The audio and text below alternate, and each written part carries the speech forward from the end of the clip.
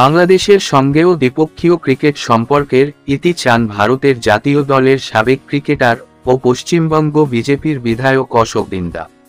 বুধবার 11ই ডিসেম্বর পশ্চিমবঙ্গ বিধানসভার অধিবেশন শেষে সাংবাদিকদের সঙ্গে কথা বলার সময় অশোক দিন্দা বাংলাদেশের সঙ্গে ভারতের ক্রিকেটীয় সম্পর্ক ছিন্নের প্রস্তাব তুলে ধরে বক্তব্য দেন। এ বিষয়ে ভারতীয় ক্রিকেট বোর্ড বিসিসিআইকে তার মতামত জানিয়েছেন তিনি। অশোক দিন্দা 2010 থেকে 2013 সাল পর্যন্ত ভারতের জাতীয় ক্রিকেট দলের সদস্য ছিলেন। তিনি ছিলেন মূলত ডানহাতি ফাস্ট বোলার। তারপর নামেন বিজেপির রাজনীতিতে। ক্রিকেটীয় সম্পর্ক বিচ্ছিন্নের সঙ্গে আরও একটি শর্ত দিয়েছেন অশোক দিন্দা।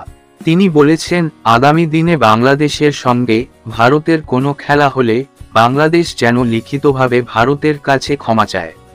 কেন ক্ষমা চাওয়ার প্রসঙ্গ আনছেন ভারতের জাতীয় দলের সাবেক এই ক্রিকেটার?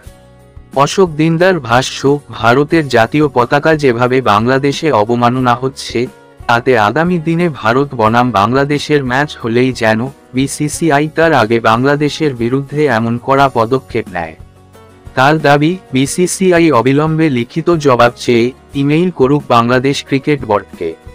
তবে ক্রিকেট বিশেষজ্ঞরা বলছেন, বিসিসিআই এমন পদক্ষেপ নিলে চূড়ান্ত অবনতি হতে পারে ভারত ও বাংলাদেশ ক্রিকেটীয় সম্পর্কের। অবমাননাকর প্রস্তাব মনে হলে দ্বিপক্ষীয় আন্তর্জাতিক ম্যাচে ভারত নয়, ইতি টানতে পারে বাংলাদেশই।